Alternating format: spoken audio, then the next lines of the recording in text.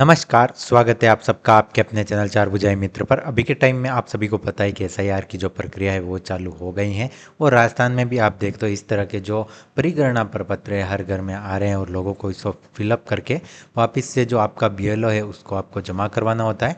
तो ये पूरा आप देख सकते हैं इस तरह का फॉर्म मिल रहा है और इसमें आपका फ़ोटो सब कुछ आ जाता है। तो मैं इस फॉर्म को किस प्रकार भरना है वो जानकारी आपके साथ में शेयर करूँगा। तो यहाँ पर आप देख सकते हैं इस फॉर्म का ही हम एक सैम्पल फॉर्म देखेंगे।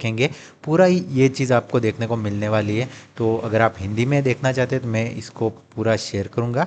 बाकी थोड़ी सी जानकारी वापस हम इंग्लिश वाले फॉर्म में भी देखेंगे। सबसे पहले आप देखें तो आपको इस टाइप का पूरा जो प्रपत्र है वो आपको देखने को मिल जाएगा आपके घर पे बीएलओ को द्वारा।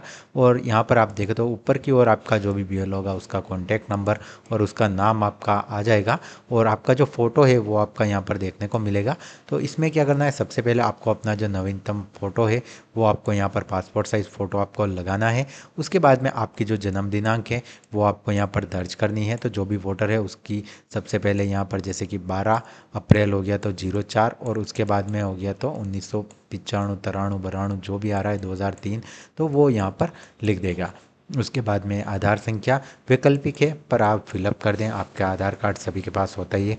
अपने मोबाइल नंबर आपको लिखने हैं। उसके बाद में आपके पिता का नाम लिखना है और उसके बाद में पिता की जो एपिक नंबर है वो आपको यहाँ पर दर्ज करनी है। तो आप अपने पिताजी की वोटर आईडी आप यहाँ पर लगा सकते हैं और उसका लिख सकते हैं पूरा डिटेल। और ये आपका अगर उपलब्ध नहीं है तो आप इसे खाली छोड़ सकते हैं, आपको ज़्यादा कोई समस्या नहीं आएगी। यहाँ पर आपको अपनी माता का नाम लिखना है और माता का वोटर आईडी उपलब्ध है तो आपको यहाँ पर लिख लेना है। अगर कोई जैसे कि विवाहित है तो उसको अपने पति या पत्नी का नाम लिखना है और उसका अगर वोटर आईडी नंबर है तो वो आपको यहाँ पर दर्ज कर देना है। तो इस फॉर्म से जुड़ी हुई अगर आपको कोई समस्या आ रही, कुछ समझने में कन्फ्यूज़न हो तो आप ज़रूर कमेंट करिएगा, मैं आपको ज़रूर रिप्लाई करूँगा। तो और यहाँ पर ये जो दो बॉक्स है इसको लेकर काफ़ी ज़्यादा कन्फ्यूज़न चल रहा है, तो इसको किस प्रकार फिलअप करना है वो मैं आपको थोड़ा सा बता देता हूँ। तो सबसे पहले यहाँ पर आप ये दो बॉक्स हैं, तो ये बॉक्स आप देख सकते हैं अगर आपका नाम 2002 वाले में अगर आपका है, आपकी वोटर लिस्ट में आपका नाम था 2002 में, तो आपको ये बॉक्स फिलअप करना है। बाकी इस बॉक्स में आपको कोई भी छेड़खानी नहीं करनी, इसको आप खाली रखेंगे। आपको ये वाला बॉक्स है इसमें आपको काम करना है। अगर आपका 2002 वाली लिस्ट में नाम है 2002 में तो आपको यहाँ पर इस वाले बॉक्स को फिलअप करना है, बाकी आपको ये वाला भरना है। तो इसमें क्या फिलअप करना है वो चीज़ें मैं आपको बता देता हूँ। जैसे कि यहाँ पर सबसे पहले हम देखते हैं 2002 वाली में अगर नाम है तो सबसे पहले आपको अपना नाम लिखना है, आपका एपिक नंबर लिखना है। रिश्तेदार के नाम में वोटर आईडी में आपको देख लेना, आपके पिताजी का नाम है तो आपके पिताजी का नाम लिखना है। रिश्ते में यहाँ पर आप कर देंगे आप उनके बेटे हैं वो आप लिख देंगे। जिले का नाम लिख देंगे और अपने राज्य का नाम, निर्वाचन विधानसभा क्षेत्र का नाम और विधानसभा का जो निर्वाचन क्षेत्र है उसकी संख्या, ये आपको वोटर आईडी की पूरी जो लिस्ट होती है उसमें देखने को मिल जाएगी। कौन सा भाग है और कितना आपका क्रम संख्या है वो आपको यहाँ पर लिख देना है। तो ये काम तो आपको 2002 वाली में करना है। बाकी आपका 2002 में नाम नहीं है और ज़्यादातर केस में आपको ये वाला फॉर्म ही फिलअप करना होगा। और इस फॉर्म को यहाँ पर ये वाला जो बॉक्स है कैसे फिलअप करना है वो मैं आपको बता देता हूँ। इसमें आपको 4 ऑप्शन मिलते हैं। या तो आप अपना ये पूरा जो निरीक्षण है रिश्तेदार के विवरण से करवाना होता है, जिसमें आप अपने पिताजी का सबसे मेन प्रायोरिटी से आप उन्हीं का कर सकते हैं। उनका नाम अगर 2002 की लिस्ट में है तो, अगर उनका नहीं है तो आप मदर का यूज़ कर सकते हैं और अगर मदर का भी नहीं है तो आप अपने दादा या दादी का यूज़ कर सकते हैं। तो 4 ऑप्शन आपको मिलते हैं और ज़्यादातर केस में अगर आप अपने पिताजी का यूज़ करेंगे काफ़ी बेस्ट रहेगा। और 2002 में आसानी से नाम तो होगा ही। बाकी कई केस ऐसे होते हैं जिनमें अगर पिताजी का नाम नहीं था 2002 वाली में तो अपने दादाजी का इस्तेमाल कर सकते हैं, उनको कोई समस्या नहीं आएगी। अगर किसी के पिताजी की डेथ हो गई है तो वो अपनी माता का वोटर आईडी से भी इसे वेरीफाई कर सकता है, उसको कोई समस्या नहीं आएगी। मान लिया कि कोई अपने पिता की वोटर आईडी से इसे वेरीफाई कर रहा है तो जैसे कोई विवाहित महिला है तो उसके केस में भी हम देखेंगे, नॉर्मल केस में भी हम देखेंगे। सबसे पहले हम सिंपल नॉर्मल केस देखते हैं जिसमें कि आपका नया वोटर आईडी बना है और आपको ये अपना फॉर्म भरना है।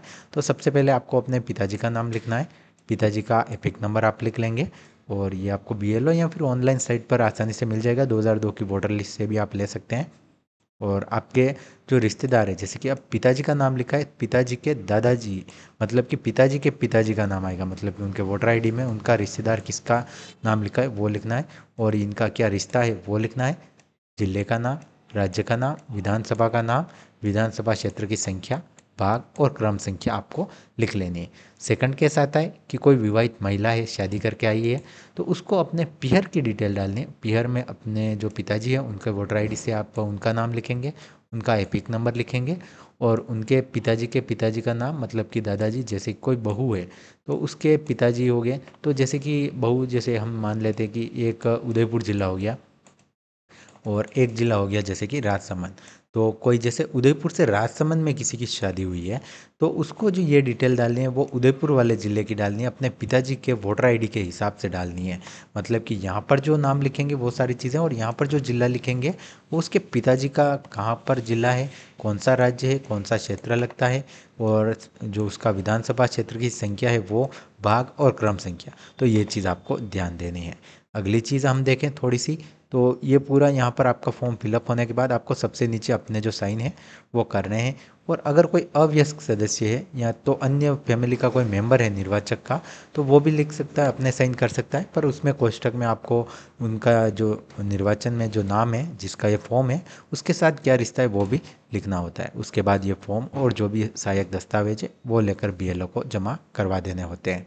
तो वैसे तो काफ़ी आसान प्रोसेस है, तो आप कर सकते हैं। और मैं थोड़ा सा यहाँ पर इंग्लिश में आप देखें तो इस टाइप का फॉर्म आपको देखने को मिलेगा।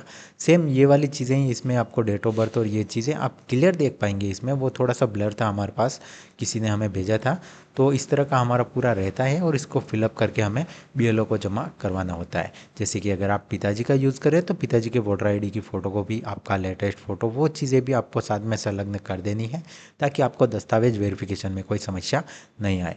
तो काफ़ी आसान प्रोसेस है, और आपका भी अगर बीएलओ आता है आपके घर पे तो आपको भी ये फॉर्म फिलअप करके ज़रूर दे देना है। और आपको इसमें कोई कन्फ्यूज़न हो रहा है तो आप ज़रूर कमेंट करें, हम आपकी हेल्प करने की पूरी कोशिश करेंगे। तो मिलते हैं नेक्स्ट वीडियो में। वीडियो देखने के लिए आपका बहुत बहुत धन्यवाद।